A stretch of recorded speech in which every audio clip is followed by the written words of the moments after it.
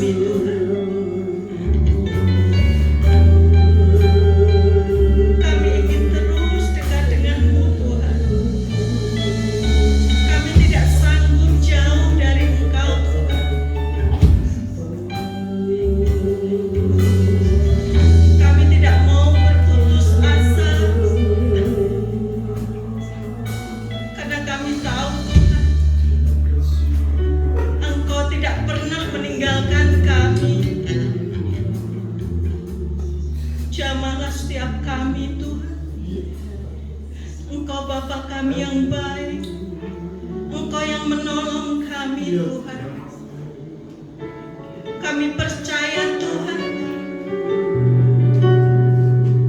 kami yang sakit Engkau sembuhkan Tuhan.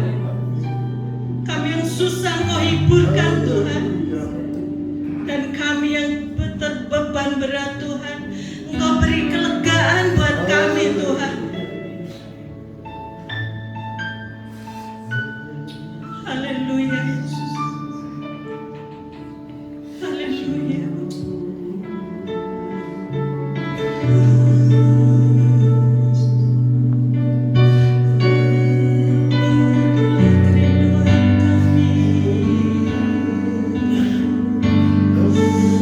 Jangan setia kami, karena hanya Engkau harapannya bagi kami Tuhan. Hanya Engkau Tuhan yang memiliki hidup kami Tuhan. Kami tidak bisa hidup tanpa Engkau Tuhan.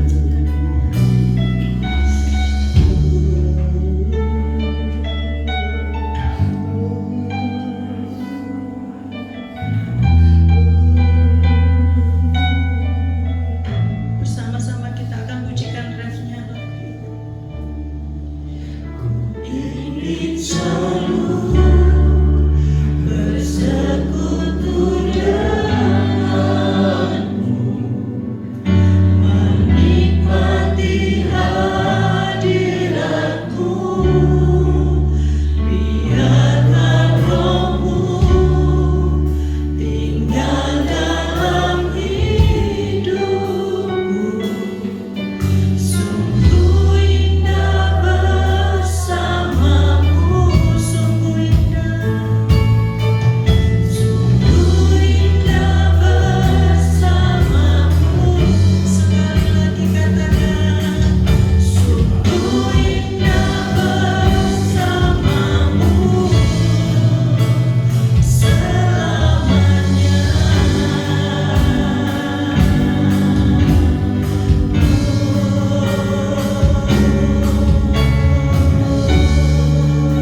Berikan tepuk tangan yang meriah hanya untuk Tuhan.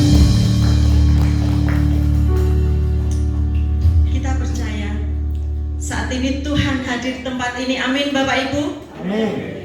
Dan memberikan kekuatan bagi kita semua. Karena kita percaya tangan Tuhan selalu menopang hidup kita. Amin.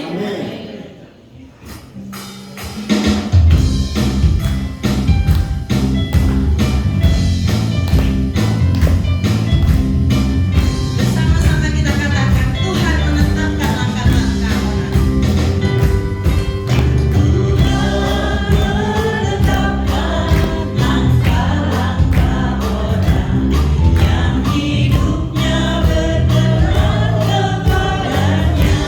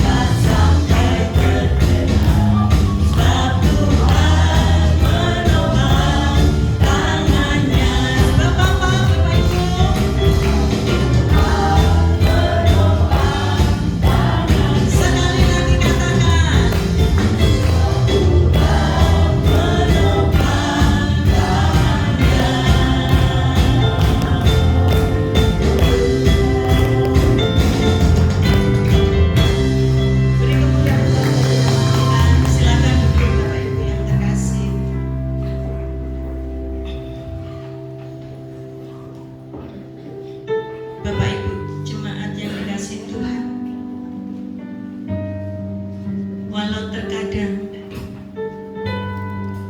keadaan kita tidak sejalan dengan apa yang kita ingini.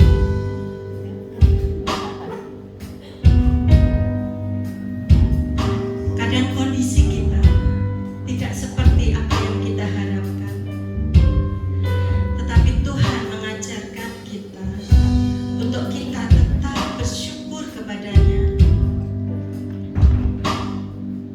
Terima kasih Tuhan, kalau kasih-Mu begitu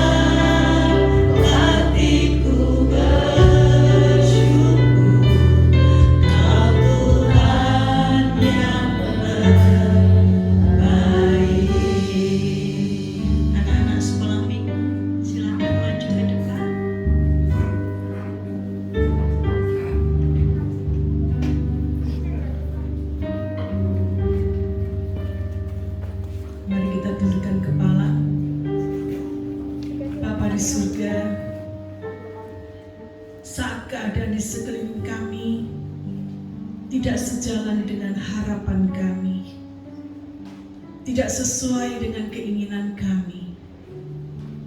Tetapi kami percaya Tuhan, Engkau ada di balik semuanya. Engkau menopang tangan kami Tuhan, sehingga kami tidak jatuh. Kami tetap kuat dalam menghadapi setiap persoalan dalam hidup kami, karena ada Tuhan yang menopang tangan kami. Terima kasih Tuhan untuk kekuatan yang Tuhan berikan kepada kami pagi hari ini. Melalui pujian demi pujian, kami diingatkan kembali, kami dikuatkan iman kami, agar kami boleh terus berjalan bersama dengan Tuhan sampai pada akhirnya ketika Engkau menjemput kami pulang. Dan sebentar Tuhan, kami akan mendengar firman-Mu yang akan menuntun perjalanan hidup kami, yang akan menguatkan kami, yang akan menegur ketika kami salah.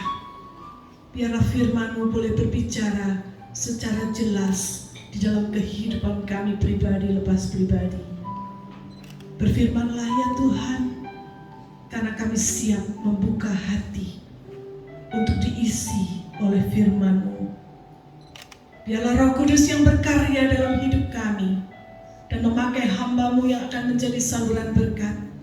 Biarlah urapi dan pakai lidah mulutnya untuk boleh menyampaikan isi hati Tuhan kepada jemaat-Mu. Juga untuk anak-anak sekolah minggu yang akan beribadah, kiranya Tuhan tolong mereka supaya sedari kecil mereka boleh diarahkan pada jalan Tuhan. Kami serahkan waktu kami selanjutnya di dalam pimpinan Roh Kudus, di dalam nama Tuhan Yesus Kristus yang menjadi juru selamat kita. Dan semua yang percaya katakan amin. Selamat beribadah anak sekolah minggu. Silakan duduk saudara sekalian.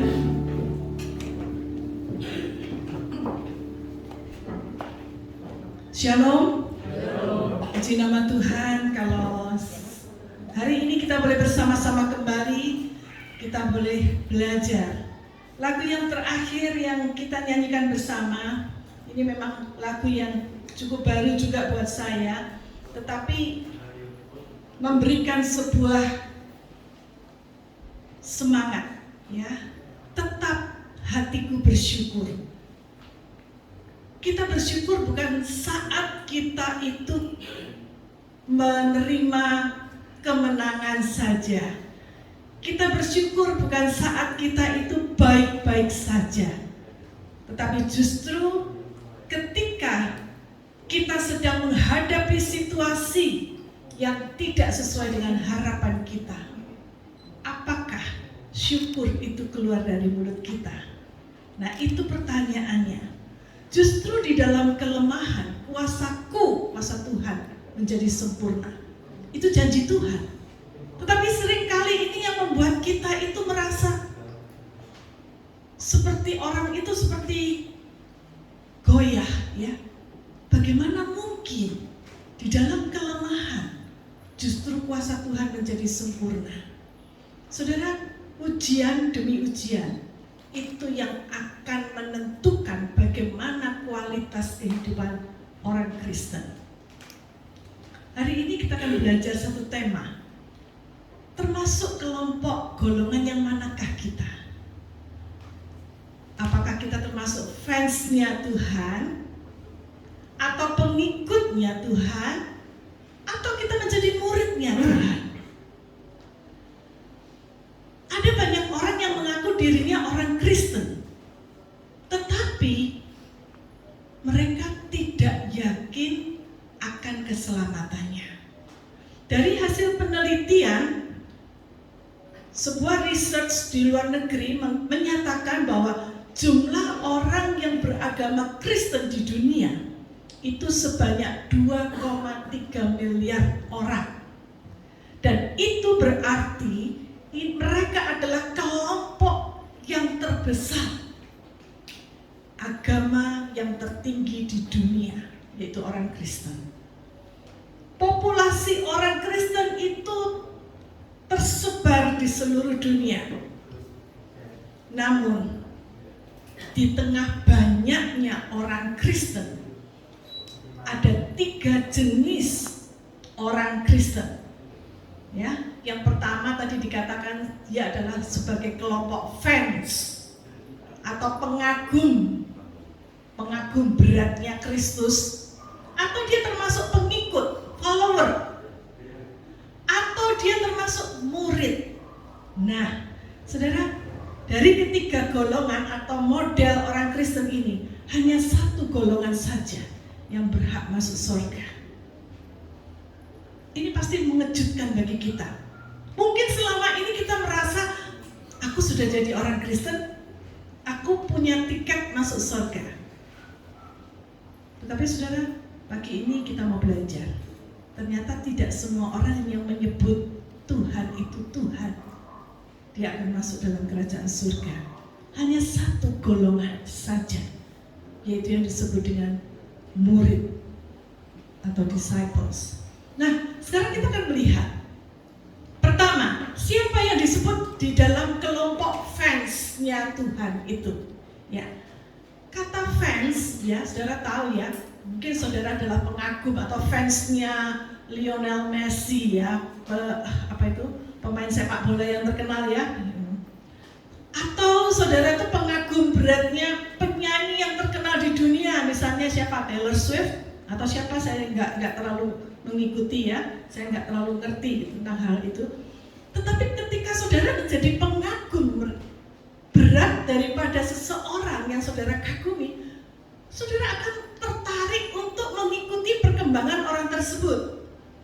Ya, saudara akan mencari tahu siapa sih Taylor Swift itu, siapa sih Messi itu, apa yang dikerjakannya sekarang, apa yang menjadi persoalan itu menarik perhatian saudara, ya, untuk diikuti. Atau mungkin saudara adalah pengagum beratnya Arema, ya, kita nih orang Malang, ya, jadi kita membela fanatiknya Arema. Kalau Butina, berarti Butina termasuk salah satunya, ya. Ya, kalau kita termasuk dalam fansnya Arema, ya mungkin kita akan mengoleksi barang-barang yang temanya Arema itu, ya. Mungkin ada yang mengoleksi baju jersinya, ya, baju kaos itu, atau mungkin sial yang ada tulisannya Arema gitu, ya, sehingga kita kalau pergi kemana-mana, ini loh aku Arema. Ya. Atau mungkin juga ada yang senang bawa itu bonekanya Arema, Singoedan itu kemana-mana, ya. Nah, untuk menunjukkan aku nih fansnya Arema. Nah, saudara, saya khawatir di dalam agama Kristen pun ada banyak orang yang menyebut dirinya sebagai fansnya Tuhan. Dia pengagum beratnya Tuhan. Dia mau datang ke gereja, mungkin dia rajin ke gereja, bahkan dia ikut melayani Tuhan. Tetapi dia cuma sekedar ngefans saja sama Tuhan. Dia tertarik untuk datang ke gereja karena gerejanya itu besar dan indah, penuh dengan kenyamanan, fasilitasnya komplit, wah, musiknya, alat-alatnya mahal, ya, semuanya serba wah. Kita merasa nyaman ada di dalam gereja tersebut. Atau mungkin kita tertarik karena pendetanya, khotbahnya, luar biasa, menarik, gak boring katanya, menyenangkan, lucu. Saya senang kalau dengar khotbah-khotbahnya, memberikan semangat kepada saya. Itu baru disebut fans. Atau kalau saudara suka mengikuti YouTube, ya, ada banyak youtuber, dan banyak juga kalau orang youtuber yang terkenal itu viewernya banyak, penontonnya banyak, ya. Semakin banyak penonton, semakin banyak fansnya, semakin terkenal dia. Nah, saudara, fans itu hanya sekedar viewer yang nonton. Seperti orang Kristen juga seringkali hanya jadi penonton di gereja. Nah, datang ke gereja, lihat kiri, lihat kanan, aduh gerejanya ini, gimana gereja kok kayak gini nih, gimana nih tiangnya kok nggak selesai, nggak sembuh ini, kenapa ini? Ya, mungkin kita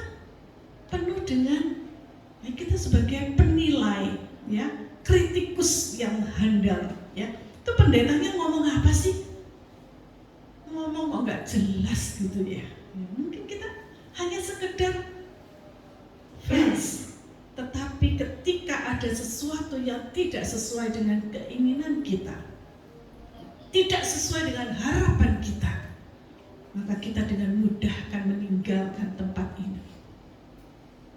Itu baru fans, saudara. Siapa fansnya Yesus? Ketika Yesus ada di dunia ini, selama 3,5 tahun dia melayani, ada banyak pengikut, ada banyak fansnya Yesus. Mau tahu? Coba kita baca Yohanes 6 ayat 1 sampai yang ke-15. Yohanes pasal yang ke-6 ayat 1 hingga ayat yang ke-15. Ya, saya akan bacakan sebagian saja buat saudara. Gak usah seluruhnya ya, supaya kita tahu secara garis besarnya saja. Ya, itu adalah saat ketika Yesus memberi makan 5.000 orang. Ya, dalam ayat yang pertama dikatakan sesudah itu Yesus berangkat ke seberang Danau Galilea, yaitu Danau Tiberias. Orang banyak berbondong-bondong mengikuti dia karena mereka melihat mujizat-mujizat penyembuhan yang diadakannya terhadap orang-orang sakit. Saudara perhatikan, orang banyak berbondong-bondong mengikuti dia. Nah saudara, ini fansnya Yesus. Orang banyak berbondong-bondong, massa yang besar mengikuti Yesus di mana Yesus berada. Nah, yang lain lagi, kalau saudara perhatikan dalam kisah yang lain ya, itu adalah kisah ketika Yesus memberi makan 5.000 orang ya. Ya, ketika Yesus naik ke atas gunung dan katakan dia duduk di situ dengan murid-muridnya. Ya. Dan Paskah hari raya orang Yahudi sudah dekat. Ketika Yesus memandang sekelilingnya dan melihat bahwa orang banyak berbondong-bondong datang kepadanya, berkatalah ia kepada Filipus, "Di manakah kita akan membeli roti supaya mereka ini dapat makan?" Nah, hal itu dikatakannya untuk mencobai dia, sebab ia sendiri tahu apa yang hendak dilakukannya. Nah, saudara bisa menebak akhir kisah ceritanya. Bagaimana orang itu akhirnya mereka kelaparan setelah mendengar Yesus berkhotbah sekian lama, dan mereka akhirnya Tuhan mengatakan kepada murid-muridnya, "Di mana kita bisa beli roti untuk memberi makan? Kasihan mereka ini kelaparan semua nih." Murid-murid mengatakan, "Loh Tuhan, hari sudah malam, kita ini jauh dari mana-mana. Bagaimana kita bisa menyediakan roti untuk mereka yang banyak ini?" Ada 5.000 orang, laki-laki dewasa, belum termasuk anak-anak, belum termasuk wanita, karena wanita biasanya nggak dihitung. Ya, tapi Tuhan mengatakan, "Pergi, cari." Ya, kemudian akhirnya seorang muridnya bernama Andreas, yaitu saudaranya Simon Petrus, berkata, "Tuhan, di sini ada seorang anak yang hanya punya 5 roti dan 2 ekor ikan. Apa artinya tapi untuk orang sebanyak ini? Gak ada artinya, gak ngaruh." Ya, kata Yesus, "Suruh orang itu duduk." Maka semua orang banyak yang datang berbondong-bondong mengikut Yesus itu, mereka duduk di bawah, dan setelah itu Yesus berdoa. Dia mengucap syukur kepada Bapanya di surga. Kemudian dia membagi-bagi roti itu dan disuruh membagi-bagikan kepada orang banyak itu. Bahkan setelah itu Yesus mengatakan, "Kumpulkan potongan-potongan sisa-sisa roti itu supaya gak ada yang terbuang. Kumpulkan." Dan sudah tahu berapa yang dikumpulkan sisanya? Ternyata ada 12 bakul penuh. Ya. Inilah mujizat yang dilakukan oleh Yesus. Dan fansnya Yesus yang begitu banyak, mereka penuh dengan sukacita. Karena mereka melihat, waduh ini hebat ini baru guru yang hebat ini. Ya kita nggak rugi ya, ikuti guru seperti ini. Nah, saudara, itu baru yang lain, baru pertama. Belum lagi yang lain. Saudara kalau perhatikan, di dalam kisah yang lain ketika Orang banyak datang kepada Yesus ya ketika Yesus masuk ke kota Yerusalem ya di dalam Matius 21. Orang banyak yang sangat besar jumlahnya itu, mereka semua menghamparkan pakaiannya di jalan untuk menjadi alas Yesus lewat dengan keledainya. Di sana mereka berteriak, Hosana, Hosana, terpujilah anak Daud. Mereka begitu sukacita menyambut kedatangan Yesus yang dianggap sebagai Mesias. Tetapi sudah tahu apa yang terjadi beberapa hari kemudian. Gak perlu lama. Kalau saudara perhatikan dalam kisahnya, ketika Tuhan Yesus ditangkap oleh pemerintah Romawi, Yesus dituduhkan bahwa dia itu adalah pengkhianat bangsa. Dia itu sudah menghujat Allah, mengaku dirinya sebagai Allah. Itu sebabnya Yesus diserahkan oleh orang-orang Yahudi, oleh imam-imam kepala, oleh ahli-ahli Taurat, orang Farisi yang tidak terima dengan pernyataan Yesus. Dan akhirnya apa yang terjadi dengan para fansnya Yesus? Ketika Yesus dihukum, dihadapkan di dalam pengadilan, di hadapan Pilatus, dia memberikan pilihan. Kamu mau aku membebaskan orang ini? Atau kamu mau dia dihukum? Apa kata orang banyak? Orang banyak mengatakan, hukum dia, salibkan dia, salibkan dia.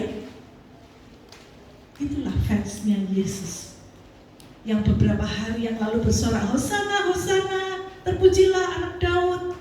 Beberapa hari kemudian mengatakan, salibkan dia, salibkan dia. Saudara, itu fans. Dia hanya mengagumi saat ketika semuanya baik-baik saja. Ketika ada yang menguntungkan bagi mereka. Oh itu loh, Yesus itu loh yang bisa membuat roti berlipat ganda. Ayo kita ikut. Ya, biar kita bisa makan gratis. Pada saat menguntungkan mereka ikut. Tetapi pada saat Yesus disalib, kemanakah mereka? Mereka lah yang mengatakan salibkan dia. Apakah kita termasuk dalam fansnya Yesus? Lalu apa bedanya fans dengan follower? Ya kalau fans itu tadi ya mengatakan ya ikut aja lah, ngalir aja lah, tergantung mood kita, tergantung kita suka-sukanya mau seperti apa, ngalir aja, itu fans. Tapi kalau follower agak berbeda. Seorang follower atau pengikut, dia bukan hanya mengagumi seseorang, tetapi dia juga mengikuti apa yang dikatakan, apa yang diajarkan, selama itu sesuai dengan keinginannya sendiri, sesuai dengan maunya, dia ikuti. Itu follower. Nah saudara yang suka, yang punya medsos ya, mengikuti YouTube atau Instagram atau apapun juga, saudara melihat ya, ada banyak follower di situ ya, apalagi kalau orang itu terkenal ya, artis atau seorang YouTuber yang terkenal, pasti viewernya banyak, followernya banyak ya. Semakin banyak followernya, semakin hebat dia, semakin terkenal, semakin duitnya banyak ya. Itu. Nah, tapi pertanyaannya, follower itu bisa dibeli nggak? Saudara, ternyata ada loh ya yang beli follower by Instagram, beli follower di Instagram, followernya Instagram, followernya YouTube.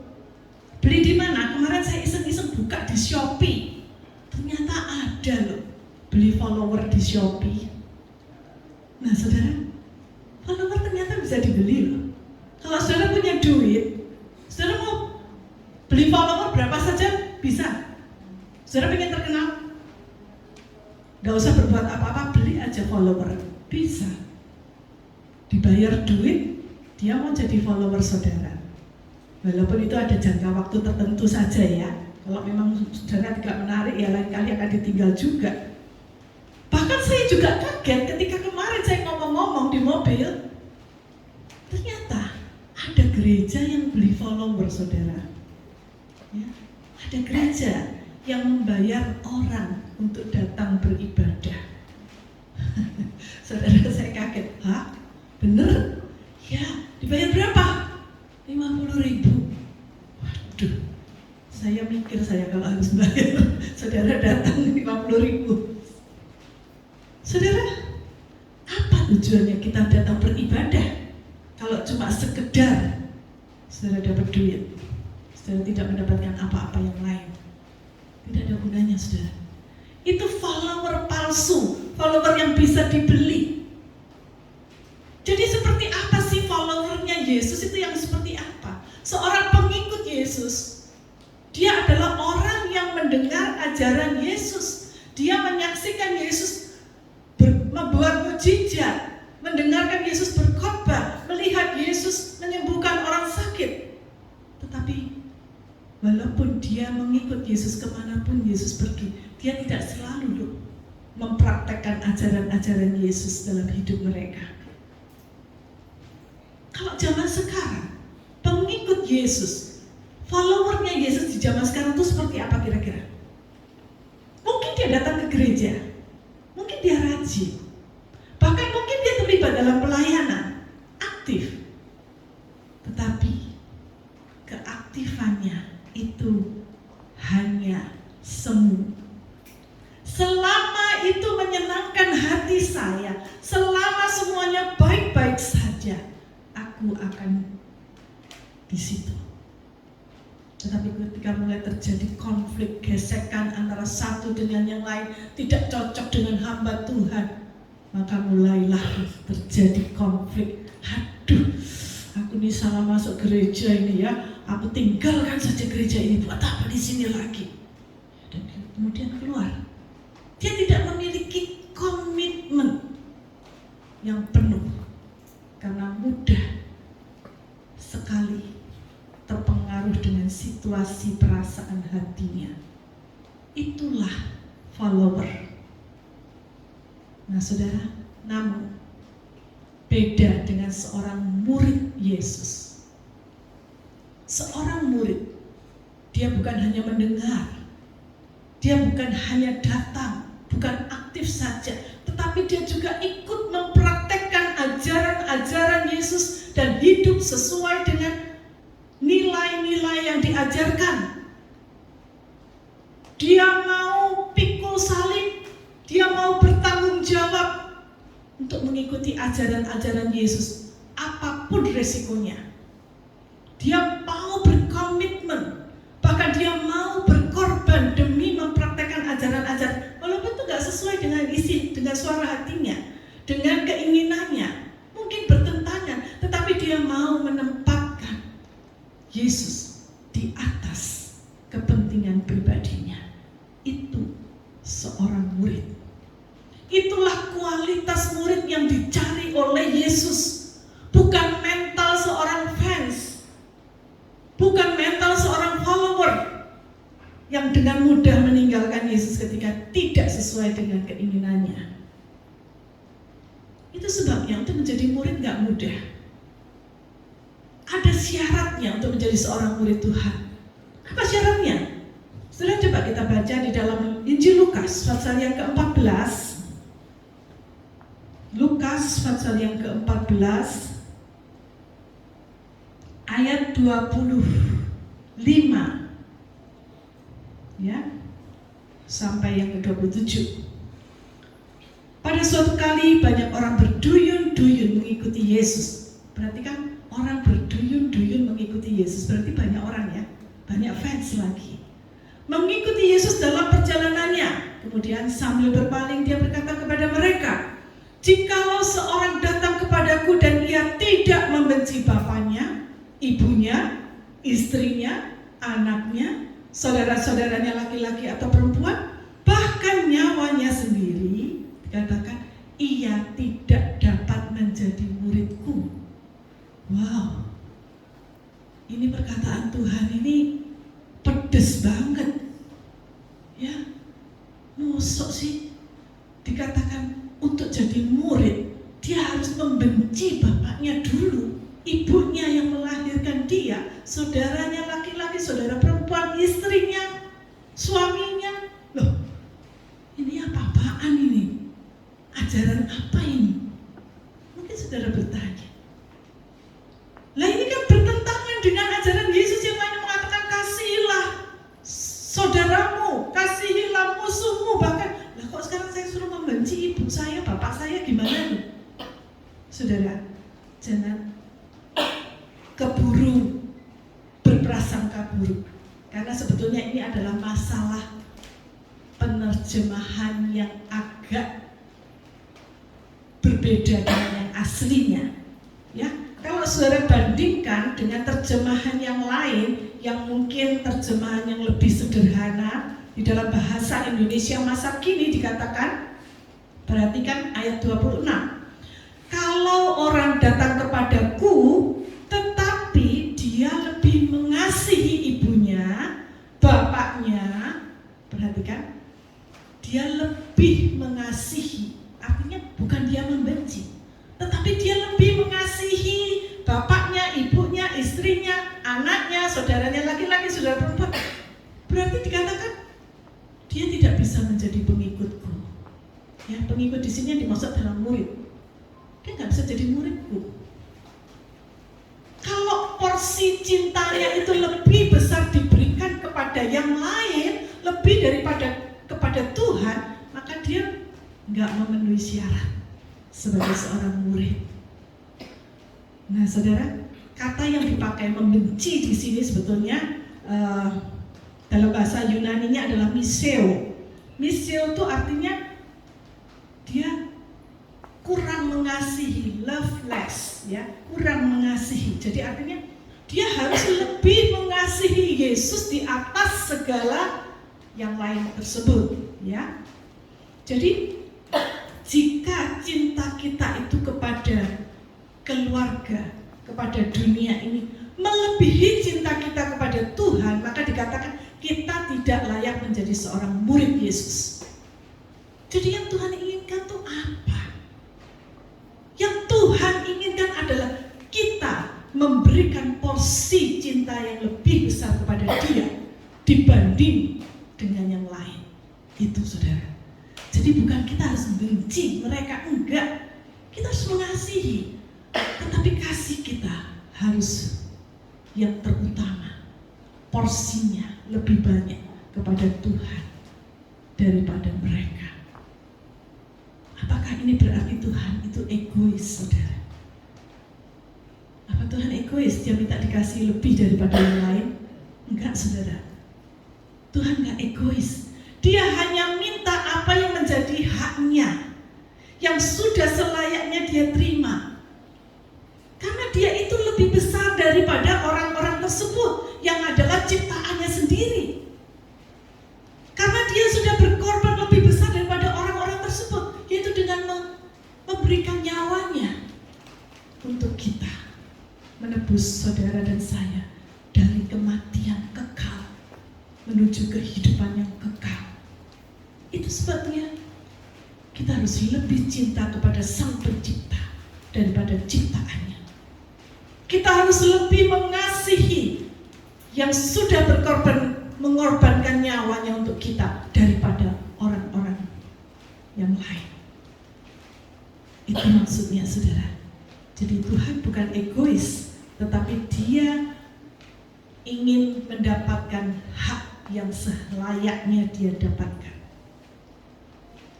Ada seorang psikolog yang terkenal, dia menceritakan pengalaman yang unik, ya. Dia mengatakan suatu hari ada pasiennya adalah seorang anak usia 4 tahun dibawa kepada dia oleh ibunya. Anak 4 tahun, saudara, mengalami stres seperti yang dialami orang dewasa. Nah, psikolog ini bingung, loh, anak 4 tahun bisa stres. Setelah diselidik, ditanya, akhirnya ibunya bercerita, anak ini memiliki semua yang dia butuhkan. Ada babysitternya, semua fasilitas dicukupi oleh orang tuanya, makanan yang terbaik, perawatan yang terbaik, mainannya melimpah. Tapi kenapa dia masih stres? Ternyata setelah ditanya, setelah diselidiki, akhirnya psikolog itu mendapatkan satu kesimpulan, bahwa yang paling dibutuhkan oleh anak 4 tahun ini sebetulnya bukan semua yang sudah diberikan oleh orang tuanya itu, tetapi yang paling dibutuhkan adalah kasih perhatian orang tuanya. Karena orang tuanya sibuk, dua-dua sibuk kerja, cari duit, akhirnya anak itu hanya diperhatikan oleh babysitter dan dia diberikan segala fasilitas untuk bisa menggantikan kehadiran orang tuanya. Tetapi bukan itu yang dibutuhkan. Anak itu membutuhkan pribadi orang tuanya. Anak itu membutuhkan waktu, perhatian, kasih sayang dari orang tuanya. Saudara, hal yang sama yang dibutuhkan oleh seorang murid bukan apa yang dilakukan Yesus kepada saya, bukan berkat apa yang bisa saya terima, bukan mujizat apa yang sudah dia lakukan dalam hidup saya, tetapi saya membutuhkan dia karena pribadi Yesus itulah yang menjadi kebutuhanku. Kita membutuhkan Yesus bukan karena ada apanya dengan Yesus, tetapi kita membutuhkan Yesus karena kita membutuhkan dia apa adanya. Kita membutuhkan kehadirannya, kita membutuhkan kasih sayangnya, kita membutuhkan pribadinya, bukan berkatnya, bukan mujizatnya, bukan kesembuhannya. Bukan itu yang kita butuhkan. Itu adalah murid, beda dengan fans, beda dengan follower. Dan untuk menjadi murid ini memang tidak mudah, saudara. Dibutuhkan komitmen. Komitmen untuk menjadi murid Yesus itu adalah komitmen yang total. Artinya Tuhan mengatakan kalau kamu mau menjadi murid, sangkal dirimu dulu. Kamu punya kepentingan, kamu punya ego, sangkal dulu. Utamakan aku dulu. Kemudian pikul salib, mau nggak pikul salib bareng aku? Menderita bersama aku, mau nggak? Setelah itu ikutlah aku, jadilah muridku. Jadi ini dibutuhkan komitmen yang total, saudara. Dan itu tidak mudah. Itu adalah perjuangan seumur hidup.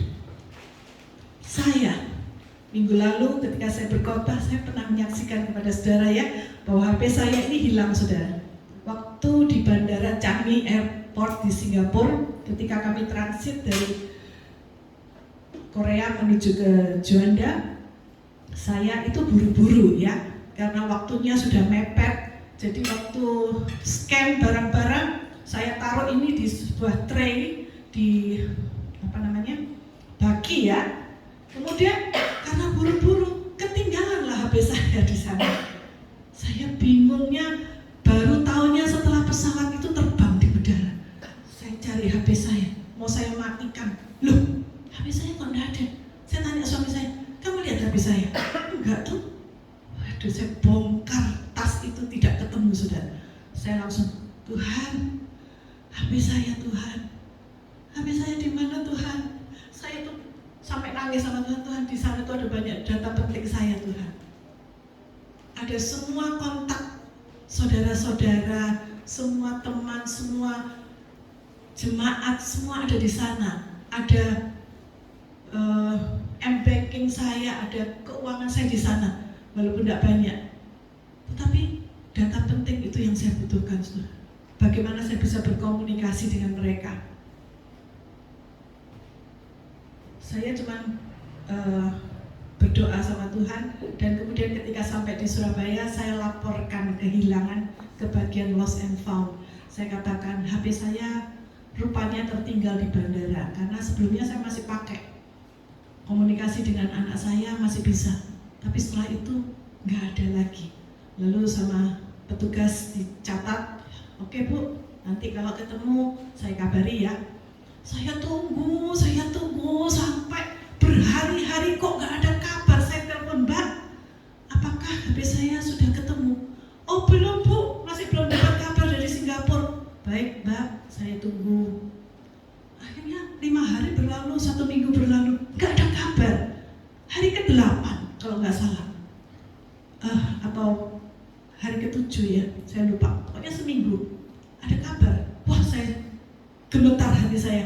Waduh, semoga kabar baik. Ternyata mbaknya mengatakan, Bu, minta maaf Bu, kami sudah dapat kabar surat dari email dari Singapura, ternyata HP Ibu tidak ketemu. Waduh, saya lemes saudara. Makanya minggu kemarin saya bilang, saya sudah merelakan HP saya, kalau nggak ketemu nggak apa-apa sudah. Yang penting Tuhan tidak meninggalkan saya. Saya relakan saudara.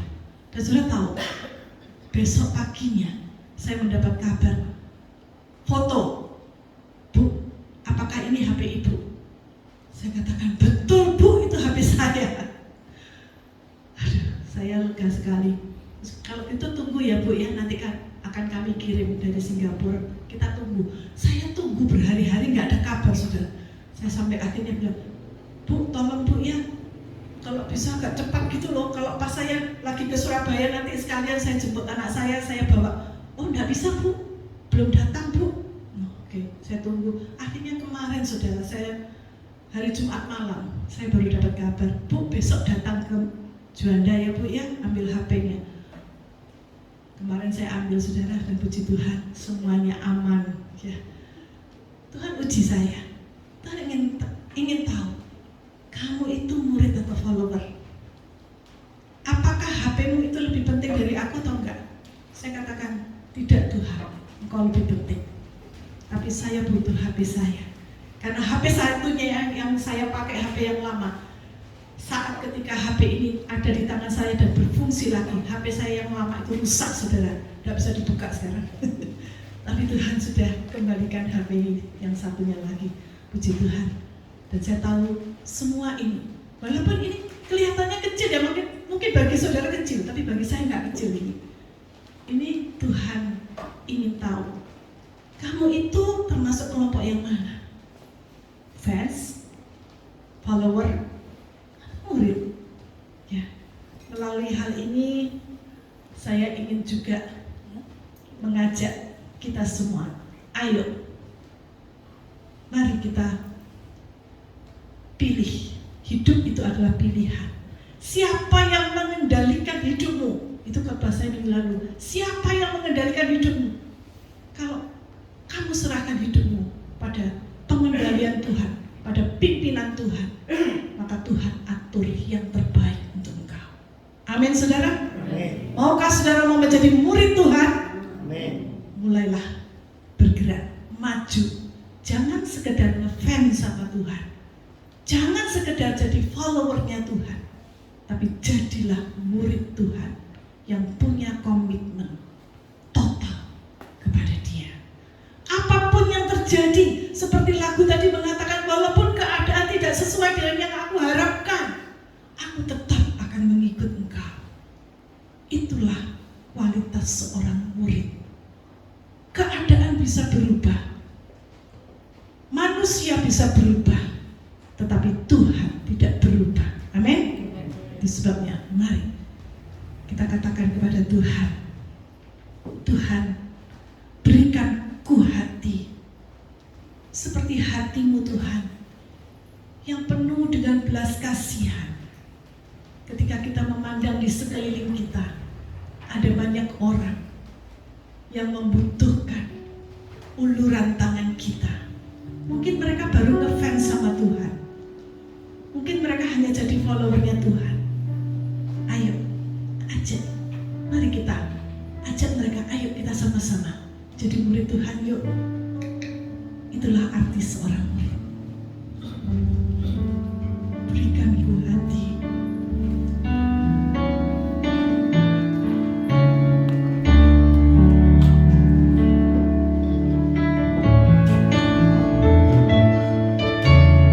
Berikan ku hati seperti hatimu yang penuh dengan belas kasihan.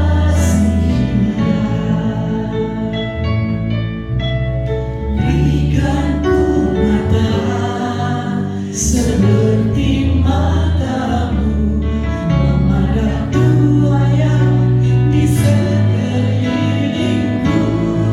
Berikan ku hatimu Tuhan, ku matamu untuk melakukan tugasmu.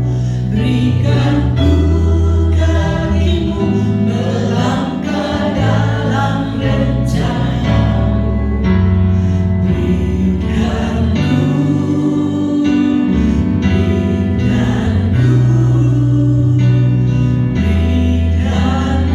hatimu. Mintalah kepada Tuhan hati seperti hatinya. Berikan ku hati seperti hatimu yang penuh dengan belas kasihan. Berikan ku mata seperti matamu memandang tua yang di sekelilingku. Berikan ku tanganmu untuk melakukan tugasmu. Berikan ku kakimu melangkah dalam rencanamu. Berikan ku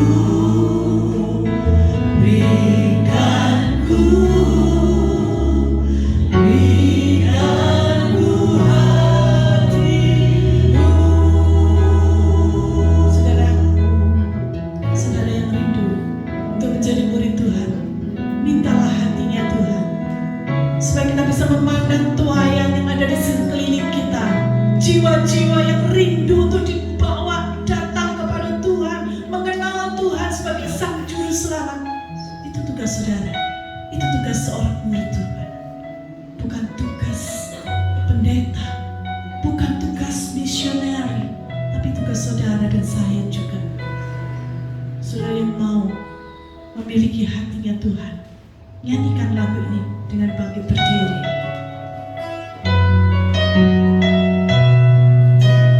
Berikan ku hati, berikan ku hati seperti hatimu yang penuh dengan belas kasihan. Berikan ku mata seperti mata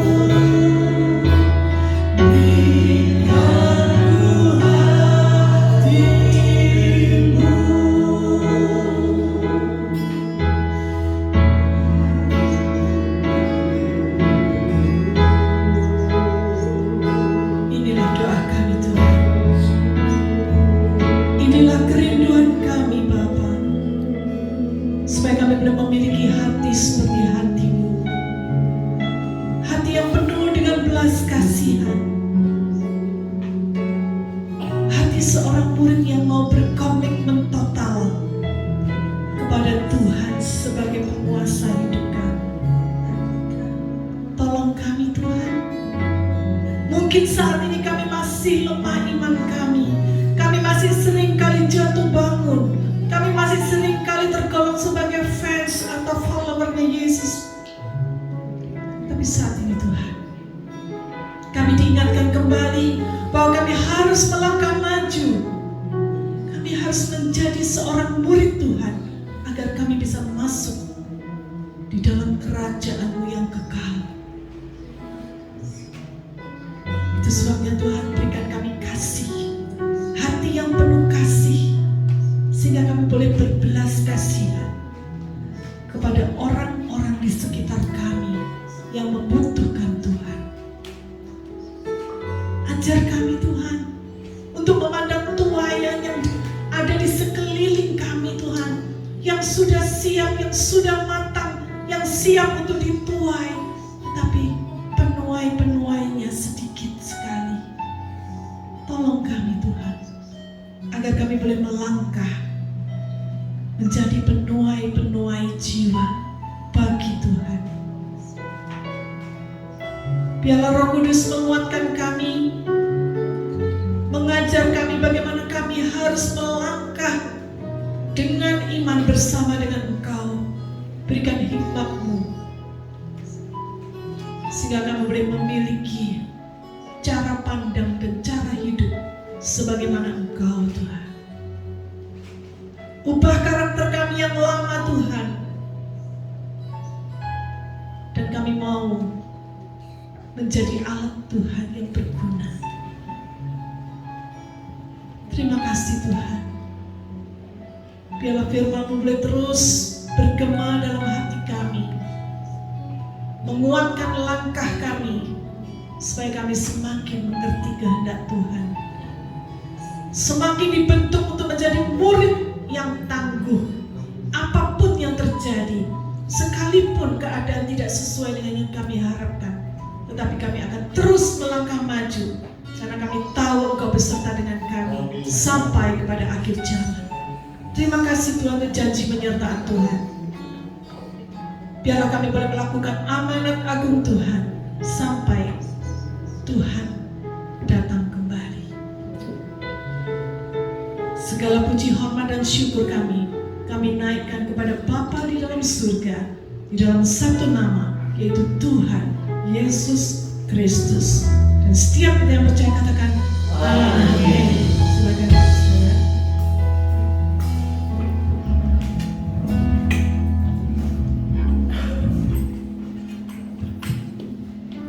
Bapak Ibu yang terkasih, seberapa banyak kita mendapatkan sukacita dari surga? Lambaikan tangannya dong. Beri kemuliaan bagi nama Tuhan. Kita akan berikan persembahan untuk Tuhan.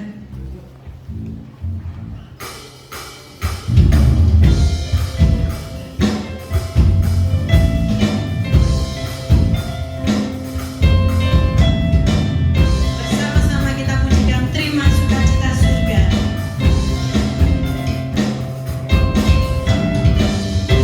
Sukacita surga, itulah kekuatan bagi jiwa. Dapat rasa